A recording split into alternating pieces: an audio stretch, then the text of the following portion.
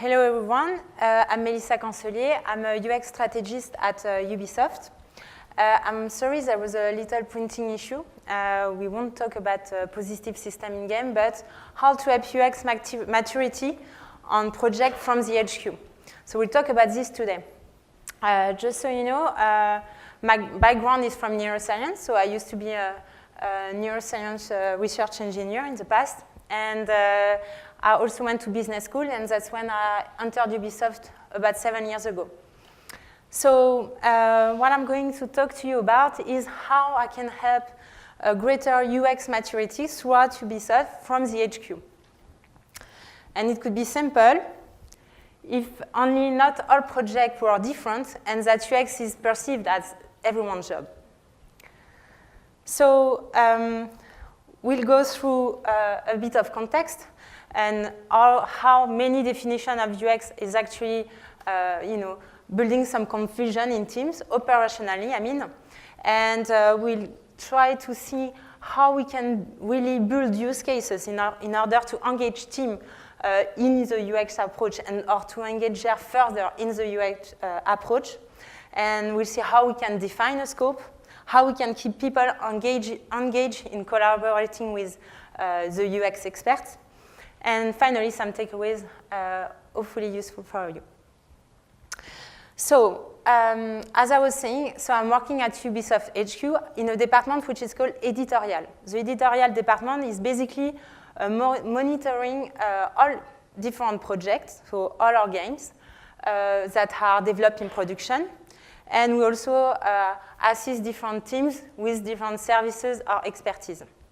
I know that many of you work in structure where you don't have this kind of services or you don't have this kind of department, but I really hope that you can find value in the obstacles I met and how you can engage more people in UX, because you could have the best UX person in the world. If you're alone, nothing happens. So what I'm doing there, I work on 2 axes. So I work on supporting specific projects and on specific questions they would ask. I also make UX reviews, different analysis they would ask for. And I also try to empower designers. We'll come to that later. And the other thing is that I try to develop the UX expertise throughout Ubisoft. We have many UX experts, some of them are here today. But what I try to do is to make more teams aware of the UX approach and to even check for different trainings that would be relevant for different teams or for different jobs. I also work with HR a lot on how we can hire people because a problem that we have found many, many times that when UX people are hired in a team, 3 people have different expectations for the same person.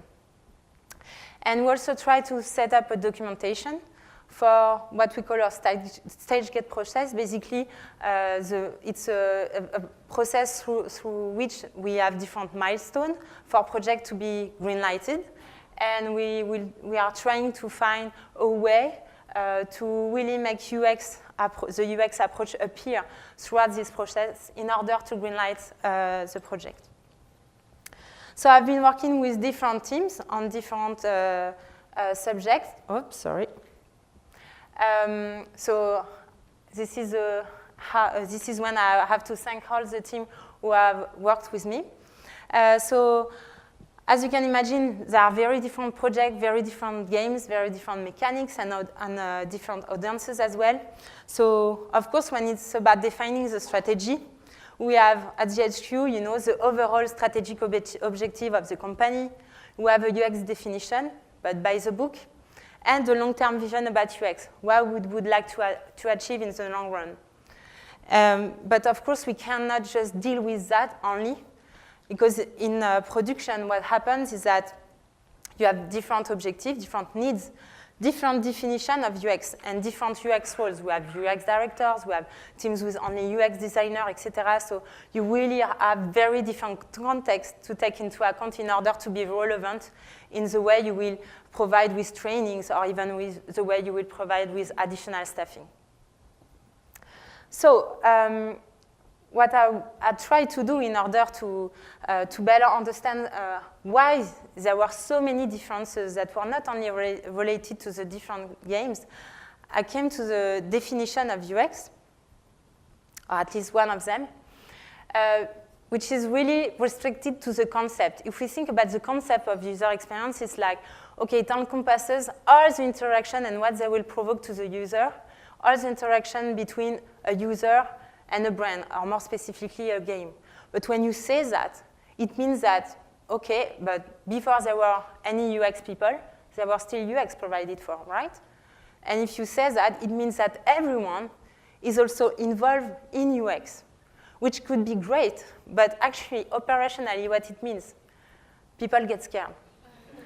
So you come with UX, UX expertise. Not only a UX person will feel pressure because it's related to so many different subjects, but when you come and want to help in as a UX person, you have many different jobs around you who will have the feelings that you will be stepping on their toes, something I heard today, which is very relevant to my experience. I will try to work on an operational definition in order to understand better what would UX bring more than what is already in Teams. We have very talented game designers, we have very talented UI designers, you have very talented developers. What is UX bringing more to the table? And this is where I stand now. I don't say that it has to be like that for everyone, but I realize that it's actually about how you can rationalize all the interaction a user will have with a brand, or the game more specifically, through a user-centered scientific approach. When I say scientific, I don't ask people to be a neuroscientist or whatever. It's more about, I have information, I have data, I'm able to understand what I know, and apply methodologies in order to answer questions. And I try to be really neutral, and I'll try to go much, much more over just intuition. So this is some insight about the definition. So we've seen that different projects, different teams, different mindsets, etc. So how can we manage the strategy from the HQ? Even my direction were really happy with their long-term vision. We had to still work really bottom-up in order to understand what people were feeling, how much they were ready to do certain stuff, but also to find allies because we are over 12,000, and I'm not gonna be the UX person by my own, especially because we have already very great experts. I have to involve people, not only UX experts, but also people who are directly concerned by UX problematics. And I have also to demonstrate what they can get through UX. How many times did I hear, was I reading thoughts like, yeah, but it was working so well before UX. Because sometimes, UX people come and it's difficult for them. You add processes, you add, all this fuzzy stuff. And sometimes people don't want to have, they can be hostile to a new expertise when, everything is working so well. I even sometimes heard that, because I come from neuroscience, that, some people are like, oh yeah, but cognitive science, it's not something you can apply to projects. And I was like, maybe. It worked really well on some games like Fortnite, so yeah, that's right. Just don't risk to have, success or whatever. Anyway, so going on. So this is how we define a strategy. So we try to make it bottom up and show how people can get value through UX. So we try to find a use case. When doing that, we have to find a project. Okay, so which project? We are the HQ. We have the luck to oversee so many different projects, some very big and some smaller. And of course, with my management, who are quite excited, we are like, okay, maybe we should, get to build a use case to share all over the company on a project which has the most visibility, a project which has editorial priority, something big, something that everyone is looking at. So, a big project, not a small project. Let's see something big, etc. And with a UX staff already, because then, you go there and there are already UX people, you can make like a dream team together. Of course, it doesn't work like that. When you have visibility, the team is already pressured. When you have a team that is already very big, it means that the project is already too advanced. And when you have UX experts, sometimes, as I said, they could already feel that you might step on their toes because they already had to work on, showing the values they should bring to the team with the new expertise they have. So I try to find ways to have criteria about how could I choose a project then, because it's not, things that are very intuitive. And I came back to Jacob Nielsen, from the Nielsen Norman Group, who was the expert of on usability. And he has a very excellent article that I really recommend about UX maturity stages. And there is stage 1, which says, at the hostility stage, you can forget about promoting user experience. So that's quite brutal, honestly. Fortunately, I didn't, just apply that. If not, I would be out of job, really. But what is really revealing is that actually mindset is a critical asset, of course. It's not necessarily the size, etc. Mindset is a critical asset. And something else about this article on UX maturity is that you have different factors, when you go from different stages of maturity. There are 8. One is the UX budget that is allocated, and the other one is the early involvement of user research. So the earlier you have user research involved in your production, and the more a team would be ready to even expand or improve the UX approach. Because of course, when you have user research is nothing else than user experience. It's really, about, having the user at the center of questions. So with having these factors in mind, I came to work with the Mario Rabbids Kingdom Battle, which is it's a game on Switch. And so they had a pretty good mindset. Plus, they were very close to the HQ in Paris. But it's not a criteria that you should take into account. So I worked with this team, and I really am thankful for how much they were, ready and embracing the fact that I was going to work with them. And then we had to decide for a scope. What will be the scope of the use case we will build? Again, I had great, intention and great objective, but reality, happened. At the beginning, I was like, okay, I have my a UX framework for this game. We'll do great innovating things like, thinking about specific engagement issue, go further, UI problematics that are sometimes taken very early into account when a team is starting to work on user experience. And we'll try to do something from the very beginning of production till after the launch of the game, etc. It would be great. But the team, even the direction, was very happy to work with me. Like, the team did not really know me. They have to trust you to spend time with you. When you just work with methodologies, even you don't want to make too many interference, they have to trust you. They still have to invest some time, and that needs to be addressed. So I just calmed down basically, and they asked me to do an onboarding analysis. I was okay, just with heuristic, no players. No, just heuristic, no players, no playtest, just do an onboarding analysis. Right. The game had been launched 6 months earlier. I was like, great. I was very happy, of course. I was like, this is going such a shiny project, right? But still, I jumped into it and, provided them with an analysis, with heuristic from my background.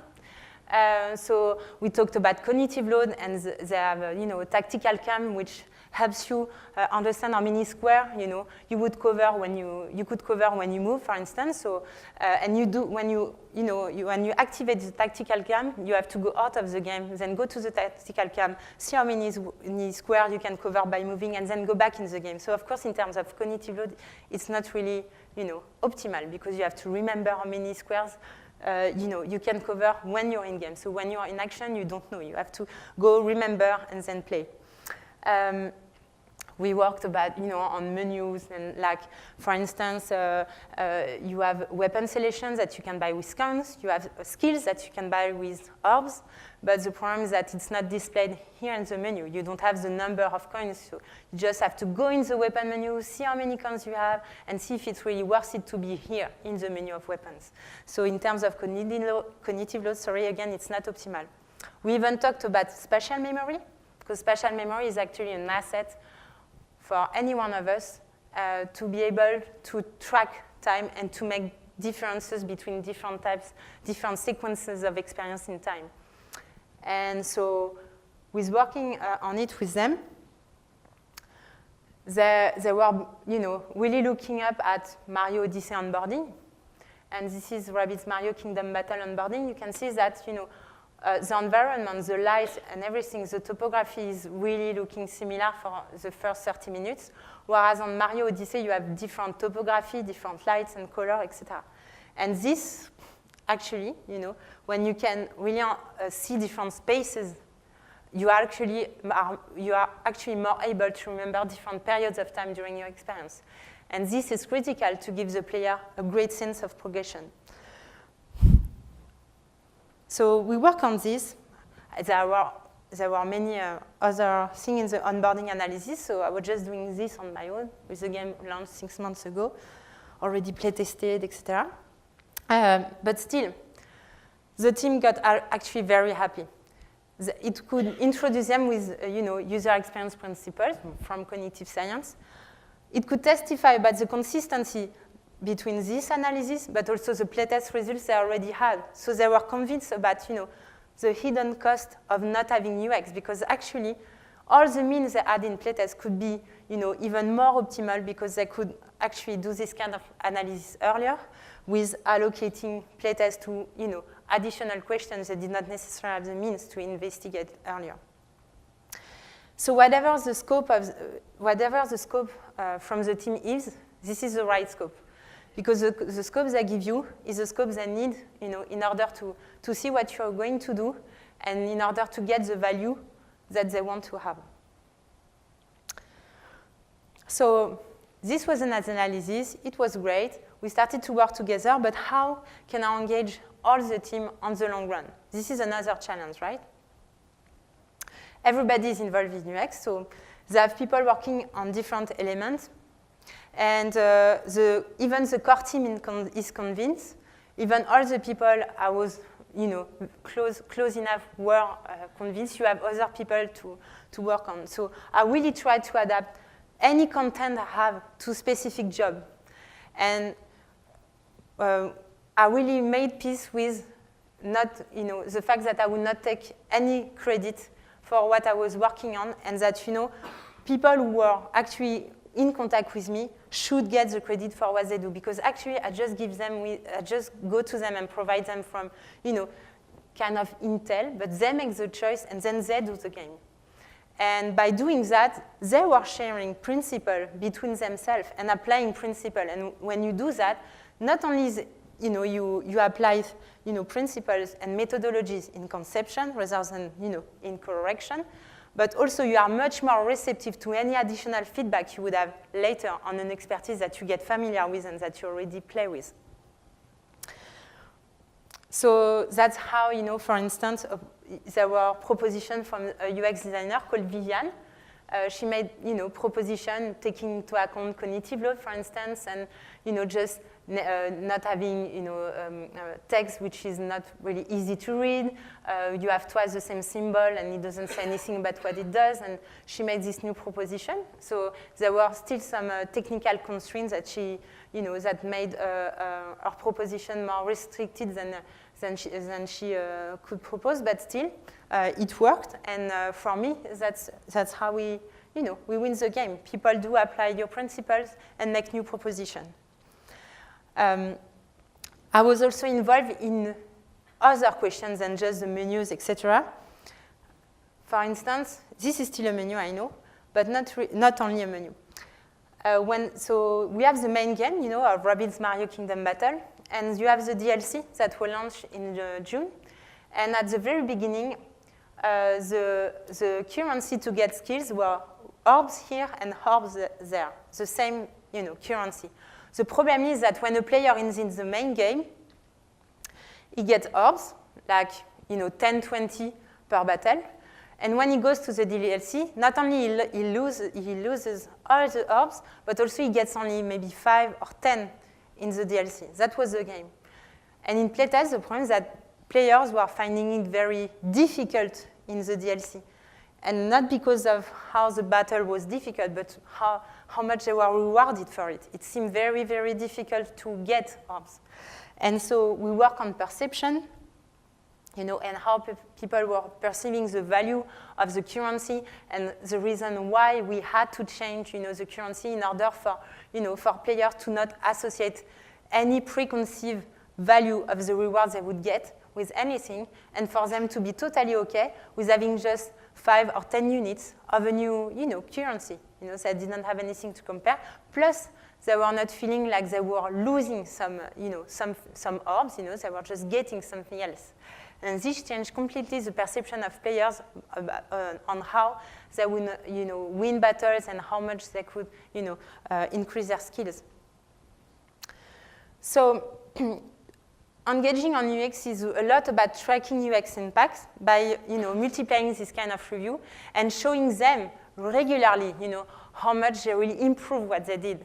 So basically, there are certain times where I'm really just only tracking stuff, tracking what they change, and I'm really showing to them what they change. And then I really encourage them to show others, how much they changed and how much they got better, how even the question got much deeper and deeper on the game. It's not only about something to appear, it's also about something related to level design. And this makes people, very empowered with your principle rather than challenged by an expertise they don't have. On coming next with them, so I will try to find a tool in order to make the usability status of the game being developed very visible and shareable with everyone. So this will be shareable within the team, but also with HQ, and this will encourage them to do better. It's really motivating when you already see, the positive impact on UX when you are still developing your game. And it's also something that will motivate them, of course, to do more. And so basically, what for you to take away is like, of course, the UX strategy should be defined bottom-up. You could have, again, the best, framework, but you don't work alone. So you really have to empower people you work with. The team you work with or the people you will hire you or ask to define a scope. Whatever you think about it, it's more a way to engage them on the long run. So it's more impactful than you would expect. And of course, you have to make peace with the fact that you might not get credit for it. It's okay. It's the way UX will go much faster because other people doing the stuff will get credit for it. It's fine.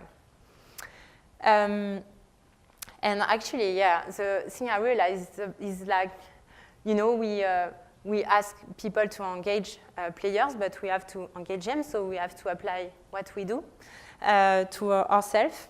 And I'm really, I wanted to share with you this use case which has nothing to do with video games. And I'm sorry if some people are hungry, but there is this chain, fast food chain, which is called Shake Shack.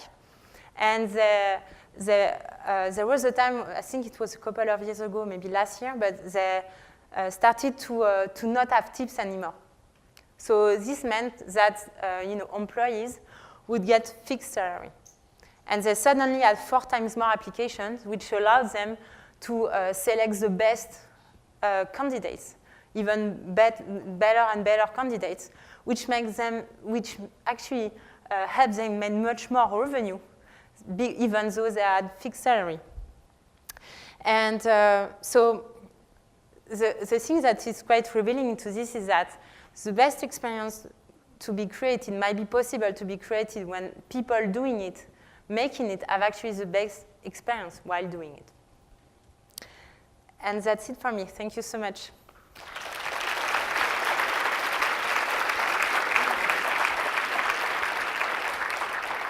Okay, we have 5 minutes if anyone has any questions.